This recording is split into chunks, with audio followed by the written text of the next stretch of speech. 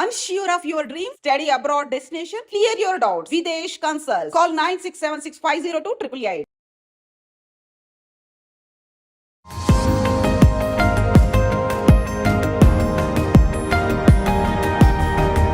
To become an orthopedic surgeon, what's your inspiration, sir? అప్పుడు బ్రతుకు తెరువు కోసం ఇది కరెక్ట్ బ్రాంచ్ అనిపించింది, అది చేస్తాను. రోజు మొత్తంలో సుమారుగా ఎన్ని సర్జరీస్ చేస్తారు sir? 20-25 surgeries. Body organs bones తో ఇంటరాక్ట్ అవుతాయి అన్న స్టేట్మెంట్ ని మీరు ఏకీభవిస్తారా? తప్పకుండా. ఎందుకంటే చివరి రోజుల్లో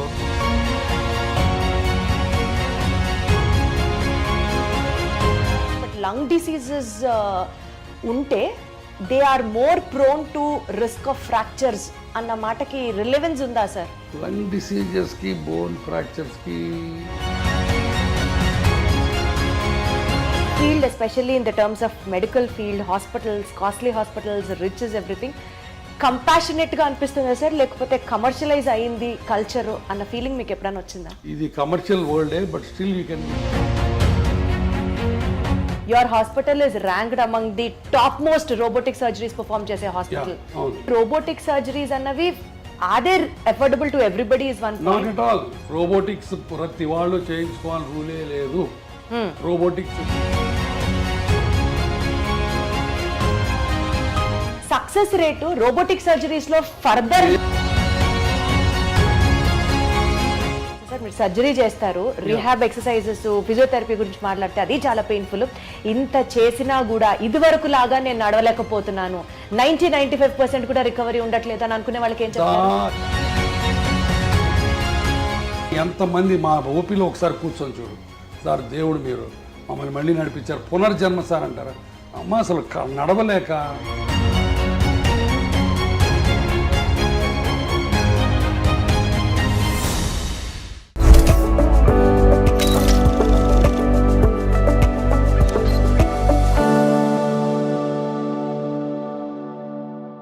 Barely operational needs engineer, BONE. Hello everybody, welcome back to this super doc, a super duper episode. I have with me bone అన్న వెంటనే మనందరికీ చాలా చాలా చాలా దగ్గర మనిషి మన డాక్టర్ గారు అనుకుంటూ మనం అందరం ముందుకు వెళ్ళే డాక్టర్ గురువారెడ్డి గారు ఉన్నారు మనతో. సార్ నమస్తే. నమస్తే అమ్మా. ఎలా ఉన్నారు సార్? బ్రహ్మాండంగా ఉన్నారు. Wonderful sir, super vibe. Sir the super doctor లో బేసికల్ గా మీ గురించి మాట్లాడడంతో పాటు ఇప్పటి వరకు మీరు చేసిన అన్ని అచీవ్మెంట్స్ షేర్ చేసుకుంటూ ఉంటే ఒక పాయింట్లో ఒక ఇన్స్పిరేషనల్ స్టోరీగా ఉంటుంది. దాంతోపాటు మీ పర్సనల్ ఇన్సైట్స్ కూడా ఇంకాస్త లోతుగా తెలుసుకునే ప్రయత్నం చేద్దాము అన్న ఒక కాన్సెప్ట్తోనే ఈ సూపర్ డాక్ సిరీస్ మీతో చేస్తున్నాం sir. To start with, to become an orthopaedic surgeon, what's your inspiration sir? కరెక్ట్గా చెప్పాలంటే ఇన్స్పిరేషన్ ఏం లేదు, డిస్పరేషన్. అంటే రోడ్డు మీద యాక్సిడెంట్స్ ఉంటాయి కాబట్టి ఇండియాలో ప్రాక్టీస్ కొదవలేదు ఎముకలు ఎరగడానికి అని ఆ ఉద్దేశంతో ఆర్థోపెడిక్స్ సెలెక్ట్ చేసుకున్నాను నేను. అంతేగాని ఆర్థోపెడిక్స్ ఇన్స్పిరేషన్ వచ్చి ఎవరినో చూసి ఎక్సైట్ అయిపోయి ఎప్పుడు చేయలేదు. అప్పుడు బ్రతుకు తెరువు కోసం ఇది కరెక్ట్ బ్రాంచ్ అనిపించింది, అది చేసుకున్నాను. సార్ ఒకవేళ డాక్టర్ అయ్యి ఉండకపోతే ఏం చేసి ఉంటారు sir? What else career would you choose? Collector కావాలని ఉండేది. Collector? Yeah, I want to become an IAS. But నాకు అన్ఫార్చునేట్గా ప్రాపర్ గైడెన్స్ లేక ఆ డైరెక్షన్లో వెళ్ళలేకపోయాను. లేకపోతే I wanted to be an IAS. రోజు మొత్తంలో సుమారుగా ఎన్ని సర్జరీస్ చేస్తారు సార్? 20-25 సర్జరీస్. సో అన్ని సర్జరీస్ చేసిన తర్వాత టైర్డ్ అయిన తర్వాత what would be your relaxing trend sir? అదే మ్యూజిక్ వినడం, బుక్ చదువుకోవడం, లేకపోతే ఎక్వేరియం ఫిష్ చూడటం. ఫిషెస్ చూస్తే you become happy again sir? Very relax. అదేం థియరీ ఉంది చెప్పండి? ఏం థియరీ ఉంది అంటే ఇన్ బిట్వీన్ ది సర్జరీస్ ఓపీడీలోకి వచ్చిన ప్రతి ఓపీలో నాకు ఎక్వేరియం ఉంటుంది. ఏ హాస్పిటల్లో ఎక్కడ కన్సల్టింగ్ రూమ్ అన్నా ఒక ఎక్వేరియం ఉంటుంది. ఆ ఫిష్ అటు ఇటు పోతూ ఉంటే అటు వెనకాల చూస్తా కూర్చుంటాను నేను. That is the biggest relaxation for me. తర్వాత మ్యూజిక్, రీడింగ్ ఏ బుక్. అసలు మీరు ఏం తింటారు, ఏం తాగుతారు అని ఒక సిరీస్ చేయాలని ఉంది sir. How do you be so active and energetic always? I don't know to be frank. Positive thinking నా ఉద్దేశంలో. ఒక నెగిటివ్ థాట్ కూడా ఉండదు నాకు రోజు మొత్తంలో. సో ఎప్పుడు ఎవరికి వాళ్ళకి ఏ రకంగా హెల్ప్ చేద్దామా, ఏ రకంగా పాజిటివిటీ తీసుకొద్దామన్న ఉద్దేశం, తపన ఉంటుంది దాంట్లో. I think that is the. కానీ జనం కూడా దాన్ని పాజిటివ్ గా అందరూ తీసుకోవాలి అని ఉండదు కదా. అది కదా, వాళ్ళు పట్టించుకుపోయినా నేను పాజిటివ్గా ఉండటమే పాజిటివిటీ. అది నా పాజిటివిటీ ఎదుటి వాళ్ళ రియాక్షన్ మీద ఆధారపడి ఉండకూడదు. It should come from me and that is absolute, not relative. మీరు పాజిటివ్ ఉంటే నేను పాజిటివ్గా ఉంటాను, మీరు నెగిటివ్ ఉంటే నేను నెగిటివ్ ఉంటాను, అది లేనే లేదు. I want be positive, I want be happy, because life is so small and so short and only once. Life lesson sir ఇదైతే మాత్రం చాలా బ్యూటిఫుల్గా ఉంది సార్. 25 సర్జరీస్ చేసి పేషెంట్స్ని చూసి పుస్తకాలు చదివే టైం ఎక్కడ వస్తుంది సార్? రాత్రి పడుకునేటప్పుడు బెడ్ సైడ్ రీడింగ్ ఒక 1 hour చదువుతాను కంపల్సరీగా, ఆల్మోస్ట్ 1 hour. అంటే హార్డ్లీ మీరు 1 గంట 2 గంటలు పడుకుంటారా సార్? లేదు, 6-7 గంటలు పట్టుకుంటాను. 11కి పడుకుంటాను, మళ్ళీ 5కి లేస్తాను. So 6 hours. తర్వాత కార్లో వెళ్ళేటప్పుడు చదువుతుంటాను book. Okay. So sir one thing, మీ పేషెంట్సే మీ నుంచి ఇది నా అలవాటు అని సర్ప్రైజ్ అయ్యే ఎలిమెంట్ ఏదైనా ఉందా అంటే ఏం చెప్తారు? నా అలవాట, రోజుకి ఒక 1/2 కిలో వేరుశనగ పప్పులు తింటాం. నాకు పీనట్స్ అంటే భలే ఇష్టం, వేరుశనగ పప్పులు. అవి ఉడకబెట్టి పెడతారు అక్కడ. సో పేషెంట్ మధ్యలో తింటూ ఉంటాను. అదే ఆశ్చర్యంగా ఉండొచ్చు, బహుశా ఇన్ని పప్పులు తింటాడు ఆయన అని. సో నాకు తెలిసి సార్ వేరుశనగ పప్పులు తినడం, ఈ అక్వేరియం ని మెయింటైన్ చేయడం అన్నది ప్రాబబ్లీ ఈ విషయం ఎవరికి తెలిసి ఉండకపోవచ్చు. Only after this interview I take the credit. Exactly. Sir one life lesson what medicine has taught you అంటే ఏం చెప్తారు సార్? Do whatever you can do without expecting anything, and then God will give you whatever you deserve. అంటే less expectations, ఒక్క మాటలో చెప్పాలంటే absolutely no expectation. No expectation and do it with your heart, not with your brains. Lot of the time brain పనిచేసి heart పనిచేయదు, అప్పుడే ఇబ్బందులు వస్తాయి. So anything you do with heart, with the compassion and passion, నీకు అన్ని మంచి జరుగుతాయి, నాకు గట్టి నమ్మకం. Got it sir. Good intent will help. Exactly. Sir you being an orthopaedician sir, bones అనేవి బేసికల్గా బాడీ స్ట్రక్చర్కి హెల్ప్ చేస్తాయి అండ్ సపోర్ట్ ఇస్తాయి బాడీకి అని కాకుండా నిజంగా బోన్స్ రోల్ ఇంకా ఉందా sir? What usually people don't know or neglect about it. బోన్స్కి basically it's a skeleton made up of bones. And నడవటానికి, కూర్చోవడానికి బోన్స్, జాయింట్స్ ఆల్ ఒక కాంప్రహెన్సివ్ యూనిట్. ఆ బోన్స్ సరిగా లేకపోతే పెయిన్స్ వస్తాయి. ఒక పోస్ట్ మెనోపాజల్, ఇప్పుడు ఆడవాళ్ళకి పీరియడ్స్ అయిపోయిన తర్వాత బాడీ అంతా పెయిన్స్ వస్తాయి. అది because of the bone pain, because of the calcium ఉండదు, వైటమిన్ డి అబ్జార్ప్షన్ ఉండదు. కాబట్టి one of the most important problems of A old age is bones not being healthy. తర్వాత బోన్స్ నాట్ హెల్తీగా ఉండటం వల్ల పడిపోతుంటాం, ఫ్రాక్చర్లు అవుతుంటాయి. సో కాబట్టి బోన్స్ చాలా రకాలుగా బోన్స్ అండ్ జాయింట్స్ మనిషి మనుగడకి లాస్ట్ చర్మాంకంలో సుఖంగా జీవించడానికి ముఖ్యంగా కావాల్సింది bones and joints. Body organs bones తో ఇంటరాక్ట్ అవుతాయి అన్న స్టేట్మెంట్ ని మీరు ఏకీభవిస్తారా? తప్పకుండా. ఎందుకంటే చివరి రోజుల్లో the balance of the body is very important. అది కోర్ మజిల్స్ అవన్నీ కూడా మన మజిల్స్, బోన్స్ స్ట్రాంగ్గా ఉంటే మీరు పడకుండా ఉంటారు, లేకపోతే కింద పడిపోయి ఫ్రాక్చర్ అవుతుంటాయి. I mean to ask you sir, digestive system ప్రాపర్గా ఫంక్షన్ అయితే బోన్స్ హెల్దీగా వర్క్ చేస్తాయి. అంతే కదా, మరి డౌట్ ఏముంది దాంట్లో. ఇప్పుడు మాల్ అబ్జార్ప్షన్ సిండ్రోమ్స్ ఉంటాయి. మాల్ అబ్జార్ప్షన్ సిండ్రోమ్స్లో గట్లోంచి సరైన వైటమిన్స్, సరైన ఎలిమెంట్స్ అబ్జార్బ్ అవ్వవు. వాటిల్లో బోన్స్ ఆస్టియోపోరోటిక్గా ఉంటాయి. కాబట్టి డైజెస్టివ్ సిస్టమ్ బాగుంటే బోన్స్ బాగుంటాయి. కిడ్నీస్కి బోన్స్కి లింక్ ఏంటి సార్? కిడ్నీస్ బోన్స్ లింక్స్ అంటే బికాజ్ అగైన్ థైరాయిడ్, పారాథైరాయిడ్, తర్వాత కాల్షియము, పారాథర్మోను, ఆ బ్యాలెన్స్లో ఒక్కోసారి కాల్షియం బోన్లో ఉండకుండా బ్లడ్లోకి వెళ్తుంది. సో ఒక్కొక్కసారి కిడ్నీ స్టోన్స్ అని ఫామ్ అవుతాయి. సో ఇదంతా మల్టిపుల్ హోమియోస్టాసిస్, అంటే కాల్షియం మెటబాలిజం సరిగ్గా లేకపోవటం వల్ల, తర్వాత పారాథర్మోన్స్ ఎక్కువ ఉండటం వల్ల, తక్కువ ఉండటం వల్ల ఆ టైప్లో బోన్స్ ఉండాల్సిన ఆస్టియోపోరోసిస్ ఎక్కువైపోయి బోన్స్ ప్రాబ్లమ్స్ వస్తాయి.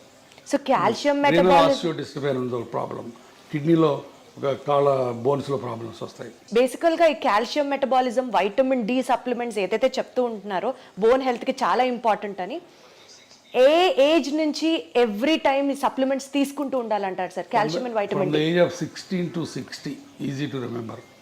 16 ఏళ్ళ నుంచి 60 ఏళ్ళ దాకా ప్రతి ఉమెన్ సప్లిమెంటల్ కాల్షియం తీసుకోవాలి. Vitamin D sir? Vitamin D depends on again, but of course vitamin D ఇప్పుడు ఇండియాలో 80% ఆఫ్ పీపుల్కి deficient, what ever the reasons. ఒక్కోసారి నాకు అనుమానం వస్తుంది, అసలు ఈ ఇండియాలో మెజర్ చేసే కరెక్ట్ ఎక్విప్మెంట్ ఉందా, లేకపోతే ఫాల్టీ ఎక్విప్మెంట్ వచ్చిందా అని అనుమానం ఉంటుంది. ఎందుకంటే everybody will have a vitamin D deficiency. So vitamin D రెగ్యులర్గా తీసుకోవడం కంటే కూడా పీరియడ్కి ప్రకారం తీసుకోవాలి, on the prescription of the either endocrinologist or an orthopedic surgeon. Sir, I don't know if it is right or wrong, but lung diseases unte they are more prone to risk of fractures అన్న మాటకి relevance ఉందా sir? Lung డిసీజెస్కి bone ఫ్రాక్చర్స్కి నాకు తెలిసి connection ఏం కనపట్లేదు on the face of it. Direct connection అయితే ఏం లేదు లంగ్ డిసీజ్ వాటికి. సార్, న్యూరలాజికల్ కండిషన్ స్ట్రెస్ ఎక్కువ ఉన్నప్పుడు does it have an impact on the bone density or the bone strength? న్యూరలాజికల్గా కూడా డైరెక్ట్గా ఉండదు బోన్స్ మీద, బట్ ఒక్కొక్కసారి కొన్ని ప్రాబ్లమ్స్లో పార్కిన్సోనిజము అట్లాంటి where you are not walking too much, you are sitting in a sedentary style, then the bones will lose calcium and osteoporosis వస్తుంది. అచ్చా, so there is an indirect link అనే చెప్పొచ్చు. So బాడీలో inflammation ఉన్నప్పుడు sir, ఇప్పుడు non inflammatory diet తినండి అని అందరినీ ప్రమోట్ చేస్తున్నారు భయంకరంగా. Does really inflammation in the body effect the bone health? Not much. Inflammation అనేది ఒక మజిల్స్కి జాయింట్స్కి ఉన్న సంబంధించింది. బోన్ ఇన్ఫ్లమేషన్ అనేది జనరల్గా బోన్ ఇన్ఫ్లమేటెడ్గా ఉండదు, బట్ బోన్స్లో ఒక్కొక్కసారి దేర్ కెన్ బి డిఫరెంట్ పెరియాస్టియటిస్ అని, ఆస్టియంకిను పెరియాస్టియం అని ఒక లేయర్ ఉంటుంది, దానికి బోన్కి మధ్య ఉన్న స్వెల్లింగ్స్ ఒక్కోసారి ఎక్కువ అవ్వచ్చు. అట్లాంటి పెరియాస్టియటిస్ అంటే బాగా షిన్ పెయిన్స్ ఉంటాయి, అట్లాంటివి రావచ్చు. అది కూడా calcium, vitamin D, metabolism disturbance వల్ల రావచ్చు. సో అంటే ఆ న్యూరలాజికల్ ఇంపాక్ట్ ఉన్నట్టా లేనట్టా sir? How do we conclude it? డైరెక్ట్గా న్యూరలాజికల్కి బోన్స్కి కనెక్షన్ ఉండదు. అంటే స్ట్రెస్ ఉంటే బోన్ పెయిన్ ఎక్కువ అవుతుంది. స్ట్రెస్ ఉంటే అన్ని బాడీలో అన్ని పెయిన్స్ ఎక్కువ అవుతాయి. అర్థమైందా? మస్క్యులర్ పెయిన్ ఎక్కువ అవుతుంది, తలనొప్పి వస్తుంది, మైగ్రేన్స్ వస్తాయి, నెక్ పెయిన్ వస్తుంది. అందుకని డైరెక్ట్గా బోన్ మీద, బోన్ మెటబాలిజం మీద డైరెక్ట్ రిలేషన్స్ ఏమి లేవు. బట్ ఇండైరెక్ట్గా ఇప్పుడు న్యూరలాజికల్ ప్రాబ్లం వచ్చింది, స్ట్రోక్ వచ్చింది, patient is SIT confine to the bed, అప్పుడు బోన్స్లోంచి ఆస్టియోపోరోసిస్ స్టార్ట్ అవుతుంది. Got it sir. సార్, మీరు కొన్ని లక్షల మంది పేషెంట్స్ని చూసుంటారు over your experience. Basic points patients overlook అయిపోయేది లైఫ్ స్టైల్లో, డెస్పైట్ ఆఫ్ మీరు చాలా వీడియోస్ కూడా చేశారు, సిట్టింగ్ పోస్టర్ దగ్గర నుంచి you have to walk this way, you have to SIT this way అని చాలా చెప్తూనే ఉంటారు. Despite of all your me guidance కాకుండా కూడా పేషెంట్స్ వాళ్ళ లైఫ్ స్టైల్లో ఓవర్లుక్ చేసే పాయింట్స్ ఏంటి సార్? Main posture. మనం ఇందాక అనుకున్న పోస్చరు, మరి నేను చెప్పినట్టు ఇలా స్ట్రైట్గా కూర్చోరు, ఇప్పుడు అందరూ ఇలా వంగి కూర్చుంటారు, వంగి నడుస్తారు. సో పోస్చర్ ఒకటి మెయిన్, బాగా అందరూ నెగ్లెక్ట్ చేసేది posture. Number 2, lack of exercises. అసలు ఎక్సర్సైజులు, చిన్న ఎక్సర్సైజెస్ కూడా చేయకుండా సెడెంటరీ లైఫ్ స్టైల్లో కూర్చుంటారు. అది number 2. Number 3, abuse of the joints. ఇప్పుడు కింద కూర్చొని ఇండియన్ టాయిలెట్ లేకపోతే కింద బాచపట్టు వేసి కూర్చుంటే మోకాళ్ళ మీద లోటు పడుతుంది, అది మంచిది కాదు. సో అది తెలియదు చాలామందికి. అట్లానే నడుముకి ముందుకు వంకి కూర్చుంటే నడుము మీద పాడైపోద్ది, అట్లానే మెడ ముందుకు వెళ్తే మెడ పాడైపోద్ది. సో ఇవన్నీ కూడా తెలియక చాలామంది they keep on repeating the mistake in the daily activities. Sir, 10,000 steps నడిస్తే you will be healthy all over అన్నది జనరల్గా చెప్పిన మాట. బట్ హై ఇంటెన్సిటీ ఎక్సర్సైజెస్ చేస్తే మోకాళ్ళు అరిగిపోతాయి, 10,000 అడుగులేస్తే మోకాళ్ళు అరిగిపోతాయి, ఎక్కువ వెయిట్స్ ఎత్తితే స్ట్రెంథనింగ్ ఎక్సర్సైజెస్ చేస్తే మోకాళ్ళు అరిగిపోతాయి. వీటిలో ఏది కరెక్ట్ సార్? చెయ్యాలని కొందరు, చేయకూడదని కొందరు. కరెక్ట్ చెప్పండి సార్.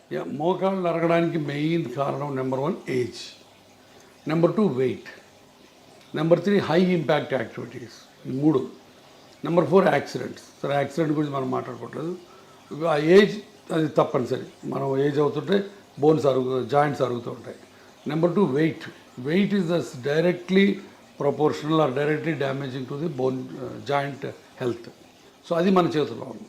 సో కాబట్టి మీరు ఎంత బరువు తగ్గితే మోకాళ్ళకి అంత మంచి పని చేసినట్టు. Number 3 point is abuse of the joints. Abuse అంటే ఫర్ ఎగ్జాంపుల్ మీరు ఇండియన్ టాయిలెట్లో కూర్చున్నారనుకోండి, లేకపోతే నెలకు ఒకసారి తిరుపతి కొండ ఎక్కి దిగారనుకోండి, రోజుకి 200 సార్లు మెట్లు ఎక్కి దిగారనుకోండి, మీ మోకాళ్ళ మీద 4 రెట్లు బరువు పోతుంది. అది బయోమెకానికల్లీ ప్రూవెన్. సో దాంతో మీరు మోకాళ్ళని తొందరగా అరగొట్టుకుంటారు. చాలామంది మా తాతలు మెట్లు ఎక్కేవాళ్ళు, మా తాతలు కింద కూర్చునేవాళ్ళు, వాళ్ళకి లేని ప్రాబ్లం నాకెందుకు వస్తుంది అని చెప్పి నమ్మరు. బట్ తాతలు వేరు, మనం వేరు, వాళ్ళ దేహదారుఢ్యం వేరు, వాళ్ళ బాడీ కాంపోజిషన్ వేరు, వాళ్ళ లైఫ్ స్టైల్ వేరు, వాళ్ళ ఫుడ్ డైటరీ హ్యాబిట్స్ వేరు, మనవి వేరు. మనం డెఫినెట్గా ఇండియన్ టాయిలెట్లో కూర్చున్న, మెట్లెక్కి దిగిన 4 రెట్ల బరువు మోకాల నుంచి పోద్ది. That is a proven biomechanical thing. So కాబట్టి అది చేయకూడదు. సో అది చాలా చాలా జాగ్రత్తగా చాలా అంటే మెట్లు ఎక్కి దిగకుండా ఎవరికి అసలు ఇంపాసిబుల్ కాబట్టి వీలున్నంత వరకు పాసిబుల్ అంటే వీలున్నంత వరకు. సో అది ఎక్కి దిగాలని రూల్ ఏం లేదు.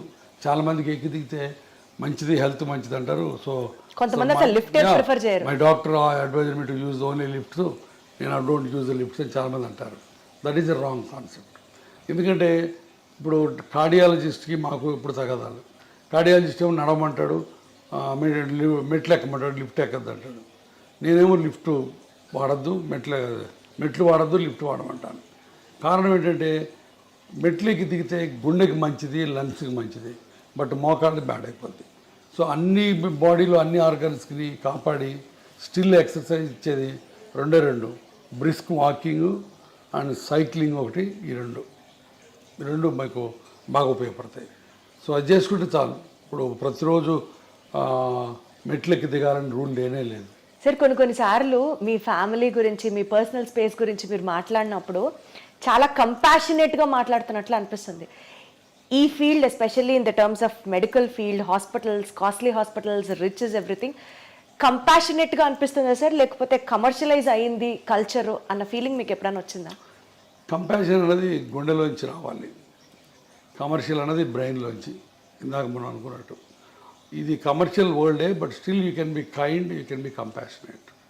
That's what it is. ఇప్పుడు మా హాస్పిటల్ ఉంది, మేమే చారిటీ కాదు. We have to run the hospital, we have to earn for the stakeholders, but at the same time we don't need to fleece the patient. Patient దోచుకోవాల్సిన పని లేదు, and వాడి రక్తం పీల్చాల్సిన పని లేదు. మేమే కాదు, 90% of the doctors don't do that. But ఆ దురదృష్టవశాత్తు thanks to media, thanks to the people, మేమందరం దొంగలవి, మేమందరం రాబందులవి, మేమందరం బందిపోట్ల కింద చిత్రీకరించబడుతున్నాం. ద అన్ఫార్చునేట్ థింగ్ దే. కాబట్టి కంపాషన్ బేసిక్గా లేకపోతే you are not fit to be a doctor. So compassion తోటే అందరూ ప్రాక్టీస్ చేస్తాం, బట్ ఒక్కోసారి బయటికి కమర్షియల్ ఎలిమెంట్సే బయటకు వస్తాయి. Profit over a patients care, if you have to talk, మీరు ఎప్పుడు patient care this really made my day, నేను ప్రాఫిట్ చూడలేదు ఈ కేసులో అని మీకు ఆ హార్ట్ వెల్మింగ్గా అనిపించిన చాలా సార్లు వస్తుంది అది. ఇప్పుడు నా దగ్గర పేషెంట్స్ వస్తారు, I'm working in a corporate hospital, ఇందాక మీతో అన్నట్టు చారిటీ హాస్పిటల్ కాదు, ఇక్కడ బిల్లులు లక్షలు అవుతాయి. బట్ ఒక్కొక్కసారి బిల్లులు కట్టలేనప్పుడు అవి ఏవి చేస్తాం, చేతనైన సహాయం చేస్తాం. ఇప్పుడు నేను ట్రస్ట్ పెట్టాను, ఆ ట్రస్ట్లో హెల్ప్ చేస్తాం. సో చాలా రకాల హెల్ప్ చేస్తాం. ఆ హెల్ప్ చేసిన ప్రతిసారి హ్యాపీనెస్ ఉంటుంది, దాంట్లో డౌటే లేదు. One incident if you have to tell sir, it really made your day అని అంటే ఏం చెప్తారు? చాలా ఉన్నాయి. లాస్ట్ వీక్ ఇట్ సెల్ఫ్ ఒక కలీగ్ ఆర్థోపెడిక్ సర్జను, బట్ చాలా రోజుల నుంచి ఆయన ప్రాక్టీస్ చేయట్లేదు, బెడ్ మీద కదలట్లేదు, ఆయన పడి ఫ్రాక్చర్ అయి వచ్చాడు. సో హిప్ రిప్లేస్మెంట్ చేసాం. అయిన తర్వాత కూడా ఆయన 10 రోజులు హాస్పిటల్లో ఉన్నాడు, బట్ నడవలేదు. ఈ రిఫ్యూజ్ టు వాక్. బిల్లు చాలా అయింది, మళ్ళీ కట్టుకోలేమన్నారు. దాన్ని మరి 70% బిల్ తగ్గించి ఇంటికి పంపించాను. ఆ ఇంటికి పోయే ముందు ఆయన నాతో వీడియో కాల్లో ఆయన కళ్ళల్లో కృతజ్ఞత, ఆయన ఆవిడ కళ్ళల్లో కృతజ్ఞత నాకు evident, and that made my day. Wonderful sir, super super. Sir ఇప్పుడు సోషల్ మీడియా ట్రెండ్ అనుకోవచ్చు, maybe because of the awareness for the people అనుకోవచ్చు, ప్రతి ఒక్కళ్ళకి మెడికల్ నాలెడ్జ్ తెలుస్తోంది, and they started questioning the doctors as well. మీరు appreciate చేస్తారా యాక్ట్ని, or do get bored or you know విసుగొస్తుందా? విసుగు రాదు, 70% దాకా టాలరేట్ చేస్తారు. బట్ ఒక్కోసారి వాళ్ళు గీత దాడతారు. ఏం జరిగింది సార్ అలాంటి సంఘటన ఒకటి చెప్పండి. ఫర్ ఎగ్జాంపుల్ నిన్న మోకాళ్ళ ఆపరేషన్కి ఒక ఆయన వచ్చాడు. ఆయన ఏదో ప్రొఫెసర్ ఎక్కడో, కొంత నాలెడ్జ్ ఉంది. సో క్వశ్చన్స్ అడుగుతున్నాడు. నేను చాలా ఓపిక్గా 20 నిమిషాలు ఆన్సర్లు ఇచ్చాను. మళ్ళీ 21 తర్వాత మళ్ళీ మొదలుపెట్టాడు. నాకు కొంచెం కోపం వచ్చింది. మిగతా పేషెంట్లు వెయిట్ చేస్తారు. నేను చెప్పాను, ప్రొఫెసర్ గారు మీరు ఇందాక అడిగిన వాటన్నిటి సమాధానాలు చెప్పాను, మళ్ళీ అదే క్వశ్చన్స్ అడుగుతున్నారు, సేమ్ సమాధానాలు చెప్తారు, కొత్త సమాధానాలు ఉండవు. మీరు అనుకున్నట్టు సమాధానం రావాలంటే రాదు, సమాధానం ఒకటే ఉంటుంది, మీరు అనుకున్నట్టు రాదు అని చెప్పాను. అంత తిట్టినట్టు చెప్పలేదు, బట్ కొంచెం వాయిస్ పెంచి చెప్పాను. ఆయన అర్థం చేసుకున్నాడు. డాక్టర్ గారికి కోపం వచ్చినట్టుందని మెదకుండా వెళ్ళిపోయాడు. బట్ చాలా తక్కువ అలాంటి ఇన్సిడెంట్స్.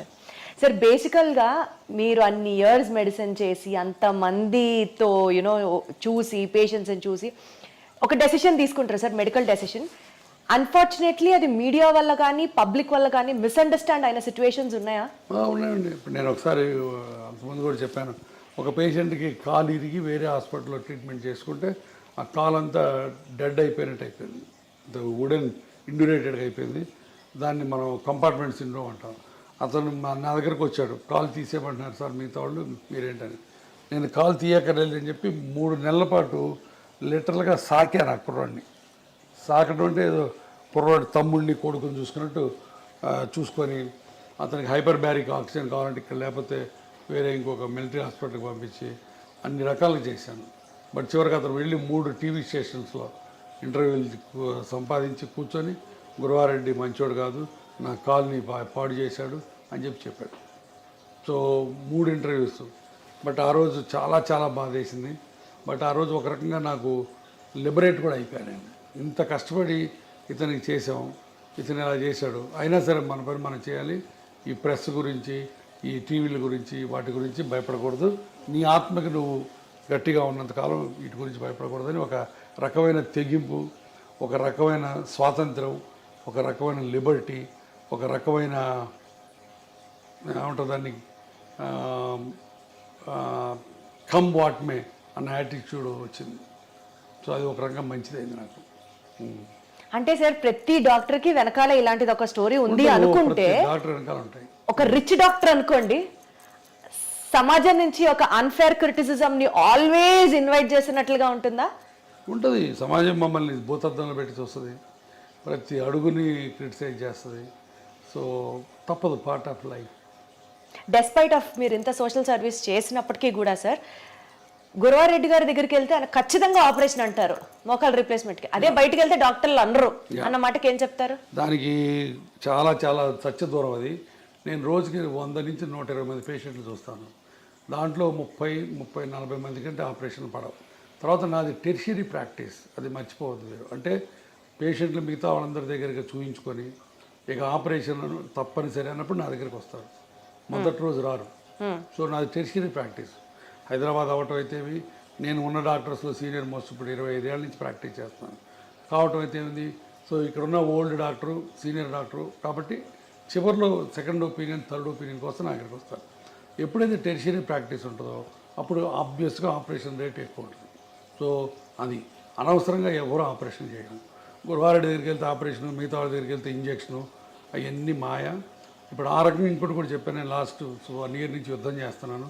ఇంజక్షన్లు పనికిరాని ఇంజక్షన్లు చేసి పేషెంట్లు మాయ చేసే డాక్టర్లు. ఈ ప్రస్తావన తీసుకొచ్చారు కాబట్టి ఇంకొక పర్సనల్ కామెంట్ కూడా ఉంది సార్. మీరు అగేన్స్ట్ పిఆర్పి ఫర్ ఆర్థరైటిస్ అని చెప్తున్నారు. Exactly against PRP for arthritis. కానీ గురవారెడ్డి గారి హాస్పిటల్లో పిఆర్పి ఇంజెక్షన్లు 7,000 నుంచి 8,000 రూపాయలు ఉండే ఇంజెక్షన్ 17,000 రూపాయలు ఆయన ఎందుకు ఛార్జ్ చేస్తున్నారు? పిఆర్పి ఇంజెక్షన్ కూడా నా హాస్పిటల్లో చేయలేదు ఫర్ ఆర్థరైటిస్. ఎవరైనా వచ్చి ప్రూవ్ చేయమని చెప్తాను. పిఆర్పి ఫర్ స్పోర్ట్స్ ఇంజురీస్కి ఎంతోపతిస్ అని చెప్పాను ఇందాక. టెండాన్ ఇంజురీస్కి, ఇక్కడ టెన్నిస్ ఎల్బోస్కి ఇస్తే ఇవ్వచ్చు. నేను ఇవ్వను. నా దగ్గర 36 మంది పనిచేస్తారు టీం. స్పోర్ట్స్ మెడిసిన్ వాళ్ళు ఇస్తే ఇవ్వచ్చు. బట్ ఆర్థరైటిస్కి, నీ జాయింట్లో మా దగ్గర పిఆర్పి అనేది ప్రసక్తే రాదు. ఎవరైనా వచ్చి ప్రూవ్ చేయమని చెప్పాలి. అర్థమైందా? 3 ఇప్పుడు స్టెమ్ సెల్స్ అని ఇచ్చి 2,80,000 తీసుకునేది మా దగ్గర జరగదు. నేను అగైనెస్ట్ ఏంటంటే PRP in arthritis. Orthopaedic surgeons చాలామంది పిఆర్పీలు టెన్నిస్ ఎల్బోస్కి, యాంకిల్ ఇంజురీస్కి, హీల్ పెయిన్స్కి ఇస్తారు. నాకు ఏ రకమైన అభ్యంతరం లేదు. నాకు దాని మీద నేను ఇవ్వను, నేను వాటిని అన్నాను. అది దాని మీద నాకేం లేదు. ఎందుకంటే పీపుల్ అన్ని చోట్ల ఇస్తారు, కొన్ని చోట్ల మంచి రిజల్ట్స్ ఉన్నాయి. దానికి నేను PRP for other conditions work అయినప్పుడు why not for the knee sir? ఆర్థరైటిస్కి లేదు role. That's what I'm saying. There is no evidence at all. Arthritis is a global phenomena. Global phenomena అంటే మొత్తం కార్టిలేజ్ అంతా పాడైపోయింది. ఈ కార్టిలేజ్ అంతా పాడైపోయినప్పుడు దాన్ని మనం ఉద్ధరించి నువ్వు కార్టిలేజ్ పుట్టించరు. అంటే అయిపోయిన కార్టిలేజ్ తిరిగి మళ్ళీ ఫామ్ అవ్వదా సార్? ఇంత మటుకు గ్లోబల్ గా కార్టిలేజ్ రీజనరేట్ అన్నది లేదు. కార్టిలేజ్ సెల్స్ స్పోర్ట్స్ ఇంజురీస్లో చిన్న లేజన్స్ ఉంటే దాంట్లో కాండ్రోసైట్స్ అని, ఓట్స్ అని డిఫరెంట్ ప్రొసీజర్స్ ఉన్నాయి. అవన్నీ ఉపయోగపడతాయి అక్కడ వరకు.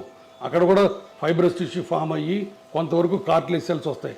బట్ కార్టిలేజ్ రీజనరేట్ అయ్యి ఆర్థరైటిస్, మోకాళ్ళ నొప్పుల ఆర్థరైటిస్ బాగుపడి మళ్ళీ బ్రహ్మాండంగా నార్మల్ కార్టిలేజ్ వచ్చింది.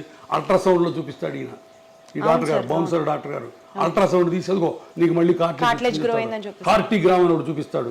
ఇవన్నీ మాయ, భయంకరమైన మాయ. కానీ ఆయన చేసేది మాయే, కానీ చాలా మంది ఆర్థోపెడిషియన్స్ కూడా ఈ కార్టిలేజ్ గ్రో అవుతుంది అని మందులు ఇస్తున్నారు కదా. కార్టిలేజ్ గ్రోత్ కి స్పోర్ట్స్ ఇంజరీస్ లో గ్రోత్ అయ్యే టెక్నిక్స్ వేరు, వీటిని మిక్స్ చేయొద్దు.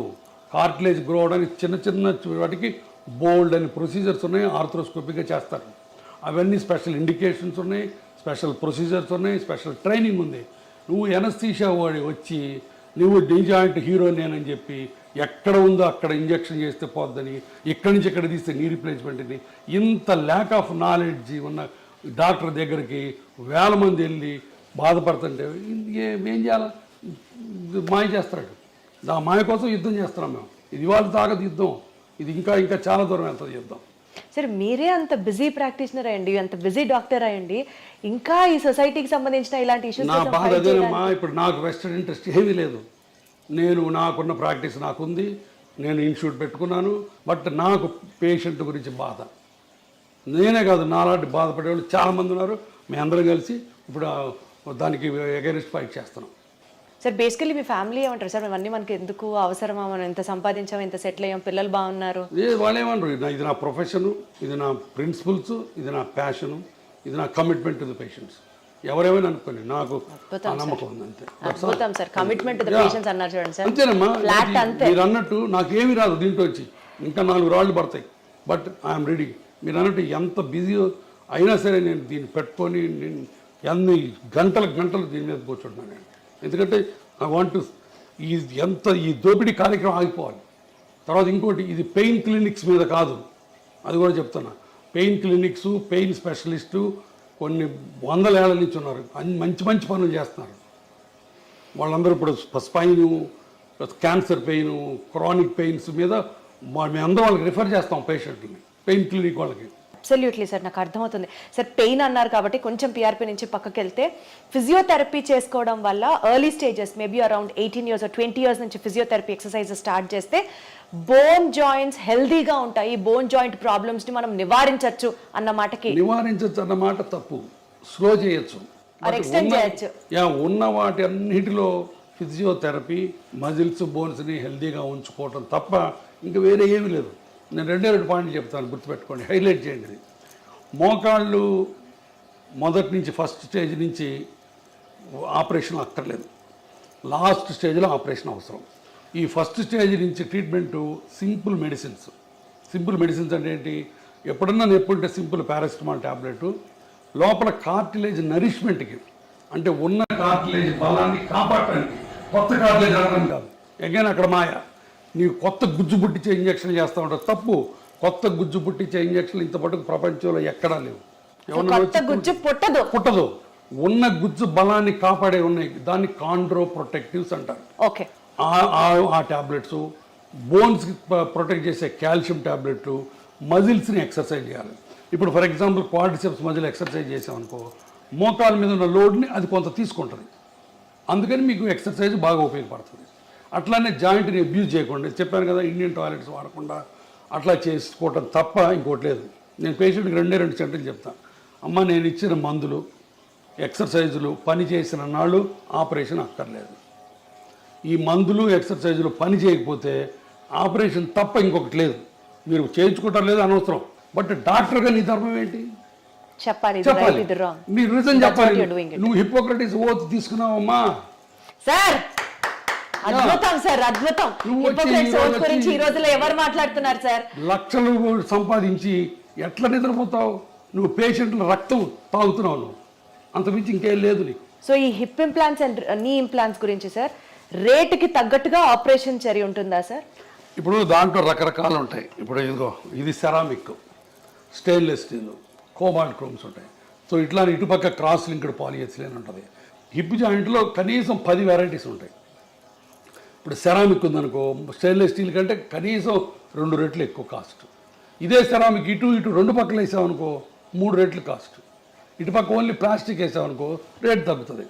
సిమెంట్ లేకుండా వేసామనుకో రేట్ ఎక్కువ, అది లోపల హైడ్రాక్సీ అపటైట్ కోటింగ్ ఉంటుంది. అదే సిమెంట్తో వేసామనుకో రేట్ తక్కువ. సో ఇట్లా డిఫరెంట్ కాంబినేషన్స్ ఉన్నాయి.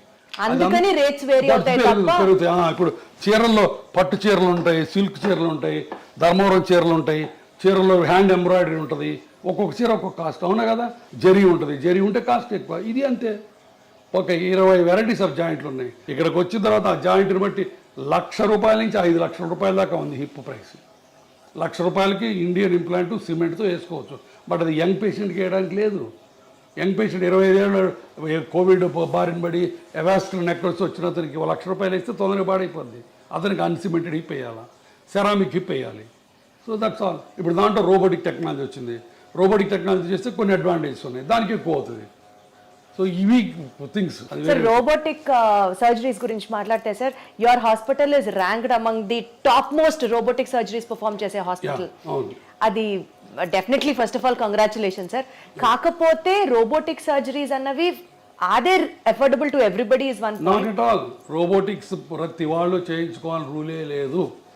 రోబోటిక్స్ చేయాలి, అది చేయకపోతే నీ బతుకు దుర్భరం అన్నమాట అంతకంటే లేదు. ఎప్పుడు చేస్తారు సార్ రోబోటిక్స్? రోబోటిక్స్ వల్ల 2-3 అడ్వాంటేజెస్ ఉన్నాయి. మార్జినల్ అడ్వాంటేజెస్ అది పేషెంట్కి ఎక్స్ప్లెయిన్ చేస్తాం. కొంత ప్రెసిషన్ ఉంటుంది, కొంత post operative pain, immediate post operative pain కొంత తక్కువ ఉంటుంది. ఓన్లీ ఫస్ట్ 2-3 డేస్, తర్వాత మళ్ళీ సేమ్ ఉంటుంది. ఆ ఫస్ట్ 2 డేస్ ఎందుకు ఉంటుంది అంటే సాఫ్ట్ టిష్యూ డిసెక్షన్ తక్కువ ఉంటుంది. తర్వాత ఇప్పుడు అలైన్మెంట్స్ అని డిఫరెంట్ అలైన్మెంట్స్ వచ్చినాయి మోకాళ్ళ ఆపరేషన్లో. ఆ డిఫరెంట్ అలైన్మెంట్ చేయాలంటే రోబోటిక్స్ ద్వారా చేయొచ్చు. ఇవన్నీ కూడా వెరీ సైంటిఫిక్. కానీ రోబోటిక్తోనే చేయాలని రూల్ లేదు. నేను 100 మందికి చేస్తే ఒక 50 మంది రోబోట్ చేయించుకుంటారు, 50 మంది రోబోట్ చేయించుకోరు. బట్ ప్రతి పేషెంట్కి ముందే చెప్తాం రోబోటిక్ వల్ల ఈ ఉపయోగాలు ఉన్నాయి, బట్ ఈ ఉపయోగాల గురించి మీరు డబ్బులు వేస్ట్ చేసుకోవాల్సిన పని లేదని కూడా చెప్తాం. కానీ సార్ ప్రెసిషన్ అక్యురేట్ గా ఉంటుంది, చాలా మినిమల్ ఇన్వేషన్ ఉంటుంది. వీటి గురించి ఇట్లా మాట్లాడితే సక్సెస్ రేటు రోబోటిక్ సర్జరీస్ లో ఫర్దర్ గా ఏమీ లేదు, రెండిటికి ఒకటే. రోబోటిక్ సర్జరీ వల్ల సక్సెస్ రేట్ ఎక్కువ అవుతుందని ఎవ్వరు చెప్పకూడదు. చెబితే అది అబద్ధం. నేను చెప్పను, నేను ఇంతవరకు ఏ పేషెంట్కి చెప్పలా. రోబోటిక్ వల్ల కొంత అడ్వాంటేజెస్ ఉన్నాయని చెప్తాను తప్ప సక్సెస్ రేట్లో ఏ మాత్రం తేడా లేదు. రెండుకి ఒకటే సక్సెస్ రేట్. ఎట్లా జరుగుతున్నాయి సార్? అంటే పేషెంట్స్ యొక్క పర్సెప్షన్ టువర్డ్స్ రోబోటిక్ సర్జరీ ఎట్లా? పేషెంట్స్ వల్ల మా పేషెంట్స్ కూడా ఏంటంటే ఇండియన్ పేషెంట్స్ కూడా ఇప్పుడు వెల్ ఇన్ఫార్మ్డ్. వాళ్ళందరూ వాళ్ళే వచ్చి అడుగుతారు. తర్వాత చాలామంది పేషెంట్లకి వాళ్ళ పిల్లలు అమెరికాలో ఉంటారు. అక్కడ అమెరికాలో ఇది standard of care robotic surgery అన్నది. వాళ్ళు అక్కడి నుంచి చెప్పి మీరు రోబోటిక్ చేయించుకోవడం చెప్తారు తల్లిదండ్రులకి. వాళ్ళు మమ్మల్ని వచ్చి అడుగుతారు. సో మేము ఆఫర్ చేస్తాం. That's all. అంటే పేషెంట్ సౌలభ్యం కోసం అది కూడా ఇనిషియల్ గా తప్పించి పేషెంట్ని మాయ చేసి పేషెంట్ని అబద్ధాలు చెప్పి రోబోటిక్స్ చేసే ప్రసక్తి లేదు. నెంబర్ 1. నెంబర్ 2, రోబోటిక్స్ చేసి నువ్వు అద్భుతంగా ఉంటావు, ఇంకో 20 ఏళ్ళు ఎక్స్ట్రా ఉంటావు అన్నది అంతకంటే లేదు. రోబోటిక్స్కి ఎక్స్ట్రా సక్సెస్ రేట్ అన్నది అంతకంటే లేదు. నేను క్లియర్గా చెప్తున్నాను 3 విషయాలు. ఏది ఇన్ని 10,000 రోబోటిక్ ఆపరేషన్లు చేసిన తర్వాత కూడా. బట్ రోబోటిక్స్ అనేది ఒక extra technology which will help you in getting a proper outcomes. అది పాయింట్ అక్కడ. అదైనా డిఫికల్ట్ ఆపరేషన్స్ ఉంటాయి. ఒకసారి బాగా అరిగిపోయి మొత్తం దొడ్డికాళ్ళు వస్తారు, స్టేజ్ 4 బాగా అడ్వాన్స్డ్. అట్లాంటి వాటిల్లో రోబోట్ మనకి ఎంతవరకు బోన్ కట్ చేయొచ్చు, ఎంతవరకు సాఫ్ట్ టిష్యూ డిసెక్ట్ చేయాలని కొన్ని మనకి ఇస్తుంది. అట్లాంటి హిప్ రిప్లేస్మెంట్స్లో డిస్ప్లాస్టిక్ హిప్స్ అని ఉంటాయి, అంటే చిన్నప్పటి నుంచి పాడైపోయిన హిప్స్. ఆ హిప్స్లో రోబోట్ ముందే మనకి ఎక్కడ మంచి బోన్ ఉంది, ఈ కప్ ఎక్కడ పెట్టచ్చు అని ముందే మనకి గైడెన్స్ ఇస్తుంది. అట్లాంటి అడ్వాంటేజెస్ ఉన్నాయి. అంతేగాని రోబోటిక్తోనే చేయాలన్నది లేనే లేదు. మళ్ళీ చెప్తున్నాను. అబ్సల్యూట్లీ సార్, నాకు అర్థమైంది sir. To just divert our interview on a lighter note and conclude it sir, just I wanted to ask you, ఒక జాయింట్ హెల్త్కి సంబంధించినటువంటి ఒక మీ కోరిక, జనాలు ఈ మిత్తుని నమ్మడం ఆపండ్రా బాబు అని అంటే ఏం చెప్తారు సార్?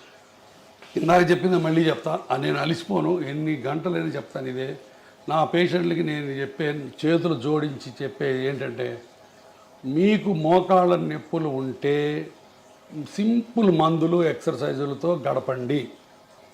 భయంకరమైన నొప్పులు వచ్చి నడవలేని పరిస్థితి వస్తే భయపడకుండా ఆపరేషన్ చేయించుకోండి. మీరు భయపడ్డా, ఆర్థికంగా సౌలభ్యం లేకపోయినా ఒక రామాయణము మహాభారతం చదువుకోండి. సార్ ఒక్క సూపర్ ఫుడ్ తింటే బోన్స్ అద్భుతంగా ఉంటాయంటే ఏంటి సార్ అది? లేదు, నాకైనా అబద్ధం. సూపర్ ఫుడ్ ఏమి లేదు. సూపర్ డాక్టర్ మీరు లేడు, ఏం తినమంటారు సూపర్ సార్? ఫుడ్ లేదు. ఏం తినమంటారు సార్? బోన్స్ హెల్తీగా ఉన్నారంటే head calcium, healthy milk products చాలు, సింపుల్ మిల్క్ ప్రోడక్ట్స్ తింటే చాలు. And regular exercise and impact exercise అంటే వాకింగ్ అట్లాంటివి చేసి. దుంప కూరలు తింటే జాయింట్ పెయిన్స్ ఎక్కువ అవుతాయి, ట్రూ ఆర్ ఫాల్స్? నాకు తెలియదు. నాకు తెలిసి నేను చదువుకున్న దాంట్లో ఫుడ్కి మోకాళ్ళ కార్టిలేజ్కి డైరెక్ట్ రిలేషన్ లేదు, ఇండైరెక్ట్గా ఉంది. ఫుడ్ తిని లావు ఎక్కితే లావు వల్ల మోకాళ్ళు పాడవుతాయి తప్ప డైరెక్ట్గా వంకాయ తింటే కార్టిలేజ్ పోద్ది, కూర ఈ చామదుంప తింటే కార్టిలేజ్ వస్తుంది, ఈ అల్ట్రాసౌండ్ చేస్తే నొప్పి తగ్గుద్ది, ఇవన్నీ లేవు నాకు తెలుసు.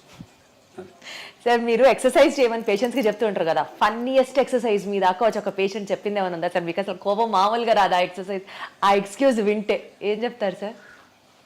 అడగను అంటే నా దగ్గరకు వచ్చే పేషెంట్లు ఒక్కోసారి నేను ఏం చెప్పినా దానికి కౌంటర్ చెప్తారు. మనం ఎక్సర్సైజ్ చేయండి లేదండి నా బాడీ ఒప్పుకోదు అంటారు, మందులు వేసుకోమంటే నాకు అలసరండి అంటారు, కింద కూర్చోద్దామంటే నేను కిందే కూర్చొని మనం చేస్తానంటారు. ప్రతిదానికి అడగకుండా చెప్తా, నేనేం చేయలేను. ఇంకా నేను చేతులైతే అమ్మ నమస్తే అని చెప్తా అంటే that's all. Surgery is more painful are skipping that rehab cycle is more painful sir? Good question. Again చాలామంది అగైన్ మా డాక్టర్లోనే మళ్ళీ కొంతమంది దొంగ డాక్టర్లు ఆపరేషన్ చేసి అసలు నొప్పి ఉండదు, ఫిజియోథెరపీ ఎత్తేద్దాం, ఫిజియోథెరపీ లేకుండా చేసుకోవచ్చు, జీరో ఫిజియోథెరపీ కొంతమంది మొదలెట్టారు. అది కూడా తప్పే. ఆపరేషన్ చేసిన తర్వాత నొప్పి అన్నది దేవుడిచ్చిన సహజమైన రియాక్షన్. కాకపోతే ఇప్పుడు మోడర్న్గా పెయిన్ రెడ్యూసింగ్ టెక్నిక్స్ చాలా వచ్చినాయి. ర్యాపిడ్ రికవరీ ప్రోటోకాల్ అని, మల్టీ మోడల్ ఎనర్జీసీ అని చెప్పి, తర్వాత కంటిన్యూస్ ఎపిడ్యూరల్ పెయిన్ రిలీఫ్ అని, అట్లా చాలా మందులు వచ్చినాయి, చాలా టెక్నిక్స్ వచ్చినాయి ఇమ్మీడియట్ రీహాబిలిటేషన్ వల్ల. వీటి వల్ల కొంత నొప్పి తగ్గుతుంది. తర్వాత నొప్పి అన్నదమ్మ మల్టీ ఫ్యాక్టోరియల్, అంటే చాలా ఫ్యాక్టర్స్తో సంబంధించింది. కొంతమంది పేషెంట్లు వెరీ సెన్సిటివ్గా ఉంటారు, అవును సార్. కొంతమంది పేషెంట్లు బిందాస్గా ఉంటారు, అది పేషెంట్ ఫ్యాక్టర్. తర్వాత కొంతమందికి బాగా బాగా అరిగిపోయింది అనుకో, ఎక్కువ డిసెక్ట్ చేయాల్సి వస్తుంది, అప్పుడు ఎక్కువ ఇన్ఫ్లమేటరీ సైటోకైన్స్ రిలీజ్ అవుతాయి, వాళ్ళకి ఎక్కువ నొప్పి ఉంటుంది. సో కాబట్టి పెయిన్ లేకుండా ఏ పేషెంట్ ఉండడు. కొంతమంది అదృష్టవంతులు వస్తారు, పెయిన్ ఉండదు వాళ్ళకి, అంటే వాళ్ళ అదృష్టం అంటారు కదా సార్, పెయిన్ సైకోసోమాటిక్ అంటారు కదా. సైకోసోమాటిక్ కాబట్టి నొప్పి అన్నది మల్టీ ఫ్యాక్టరీలు, దానికి చేస్తాం. బట్ రీహాబిలిటేషన్ కూడా పేషెంట్ రిలాక్స్ అయ్యి ఫిజియోథెరపిస్ట్ చేసినట్టు చేస్తే అంత నొప్పే ఉండదు. సరే ఫిజియోథెరపీ చేసేటప్పుడు ఆ నొప్పి తగ్గడానికి ఏమి ఉండదా? ఉన్నాయమ్మా, చాలా ఉన్నాయి. క్రయోథెరపీ అని ఐస్ ప్యాక్స్ పెడతాము. తర్వాత ఇప్పుడు నేను 100 మంది పేషెంట్లు చేస్తే చాలా మంది ఏమనుకుంటారు తెలుసా సార్, మీరు సర్జరీ చేస్తారు, రీహాబ్ ఎక్సర్సైజెస్ ఫిజియోథెరపీ గురించి మాట్లాడితే అది చాలా పెయిన్ఫుల్, ఇంత చేసినా కూడా ఇదివరకు లాగా నేను నడవలేకపోతున్నాను, 90-95% కూడా రికవరీ ఉండట్లేదు అని అనుకునే వాళ్ళకి ఏం చెప్తారు? చాలా చాలా సత్య దూరం ఇది కూడా. మేము చేసే ఆపరేషన్స్లో 1 year తర్వాత, 1 year పడుతుంది కొంతమందికి, 1 year తర్వాత the satisfaction rate in knee replacement properly done and properly explain to the patient psychic కాకుండా పేషెంట్ మామూలు పేషెంట్ అయితే 90% సక్సెస్ రేట్. ఏది పర్సెప్షన్లో 1 yearలో 90% people will be very happy, very happy. Back to their normalcy you can say. అమ్మ ఎంతమంది మా ఓపీలో ఒకసారి కూర్చొని చూడు సార్, దేవుడు మీరు మమ్మల్ని మళ్ళీ నడిపించారు, పునర్జన్మ సార్ అంటారు. అమ్మ అసలు నడవలేక వీల్ చైర్లోనే మోషన్ యూరిన్ పోయే వాళ్ళని నడిపిస్తే ఎంత పునర్జన్మలకి. అన్నిటికీ బాత్రూమ్ పోవడానికి కూతురు మీద, అల్లుడి మీద, కొడుకు మీద, కోడల మీద ఆధారపడే వాళ్ళకి వాళ్ళ కాళ్ళ మీద వాళ్ళు నిలబెట్టి నడిపిస్తే ఎంత ఆనందం. అవన్నీ వచ్చి చూడండి. 20 years, నేను ఇప్పుడు 25 years ఇంటూ ప్రాక్టీస్. నేను ఎప్పుడు వచ్చాను? 1999లో వచ్చా హైదరాబాద్. ఇప్పుడు 25 ఏళ్ళు, బహుశా మోర్ దాన్ 70,000-80,000 పేషెంట్కి ఆపరేట్ చేశాను నేను. 25 ఏళ్ల కింద చేసిన పేషెంట్లు ఇంకా తిరుగుతున్నారు హ్యాపీగా. So that is the beauty of the knee replacement surgery. అది నేను క్యాన్వాస్ చేయక్కర్లా, all over the world millions of people get benefit. Sir ఇప్పుడు నీ రీప్లేస్మెంట్ సర్జరీలోనే latest advancement which really excites you so much ఏమైనా ఉందా sir? Robotic technology, that is the only latest advance. ఇప్పుడు దీంట్లో బోల్డ్ అనే కొత్త మెటీరియల్స్ వస్తున్నాయి. ఇప్పుడు ఈ కోబాల్ట్, క్రోమ్, టైటానియం కాకుండా ఇంకా కొత్త మెటీరియల్, పీక్ మెటీరియల్ అని కొన్ని వెరీ లైట్ మెటీరియల్స్ వస్తున్నాయి. అంటే మేబీ ఒక foreign body inside the body ఉన్నట్లుగా కూడా తెలియదు అన్న, అలాంటివి కూడా వస్తాయి. ఇప్పుడు హిప్ రీప్లేస్మెంట్, నీ రీప్లేస్మెంట్, ఈ రెండు ప్రపంచ మానవాళికి దేవుడిచ్చిన 2 సూపర్ గిఫ్ట్స్. అరగటం ఆయన ఇచ్చిందే శాపం, బట్ దానికి ఆన్సర్లు కూడా ఆయనే ఇచ్చాడు. ఫర్గాటన్ జాయింట్ సిట్ని అంత century operation of the century decade అంటారు దీన్ని. అలాంటి ఆపరేషన్లు ఈ 2 కొన్ని వేల లక్షల కోట్ల మంది ఇది చేసుకుంటున్నారు. సార్ ఫైనల్ అన్న కంక్లూజన్ నోట్ సార్, ఏం చెప్తారు సార్ ఆడియన్స్కి ఫ్రమ్ యోర్ ఎండ్? లైఫ్ చాలా సింపుల్, కాంప్లికేట్ చేసుకోవద్దు. మీరు పేషెంట్లుగా ఎంతో కన్ఫ్యూజన్లో బతుకుతున్నారు నాకు తెలుసు. ఎందుకంటే ఒక పక్కనేమో నాలాంటాడు ఆపరేషన్ అంటాడు, ఇంకొక ఆయన వచ్చి పిఆర్పి అంటాడు. ఈ మధ్యలో ఎక్కడ నిజం ఉందో మీకు తెలియదు, సతమతం అవుతున్నారు. దయచేసి ఎవిడెన్స్ లేకుండా మాయ మాటలు నమ్మి దొంగ ట్రీట్మెంట్లు చేయించుకోవద్దు. 4 రోజులు ఆగండి, నా మీద కూడా 4 అడగండి, గురువారెడ్డి ఎట్టంటాడో అడగండి, అప్పుడే రండి. ఆపరేషన్ గురించి భయపడద్దు, భయం కొద్దీ ఆపరేషన్ వెనక్కి వెళ్ళద్దు ప్లీజ్. మీకు ఆర్థికంగా స్తోమత లేకపోతే మీరు ఇబ్బంది పడుతుంటే నేను ఒక ట్రస్ట్ పెట్టాను, దాంట్లో బీదవాళ్ళకి కనిపించిన అమ్మకు ఒక మోకాలని ఒక స్లోగంతో చేయడానికి చేస్తున్నాం బోల్డని. మీరు మోకాళ్ళు ఆపరేషన్ చేయించుకోవడానికి ఆర్థిక స్తోమత లేకపోతే మా ట్రస్ట్ దగ్గరికి రండి, నాకు చేతన సహాయం నేను చేసి పెడతాను. కానీ దొంగ మాటలు నమ్మి ఈ ఇంజక్షన్లు మట్టుకు చేయించుకోవద్దు మోకాళ్ళ నొప్పులకు. మిగతా దానికి ఇంజక్షన్లు మీరు చేయించుకుంటారో లేదో నాకు అనవసరం, నాకు తెలియదు. సో BONE బోన్ అంటే బర్డన్ ఆఫ్ ఓవర్ ఎక్స్పెన్సెస్ అంటారు కదా సార్, సరిగ్గా కాపాడకపోతే చూసుకోకపోతే. అంతే అంతే, that's all. Wonderful sir, so good talking to you. Thank you so much. Okay. Thank you.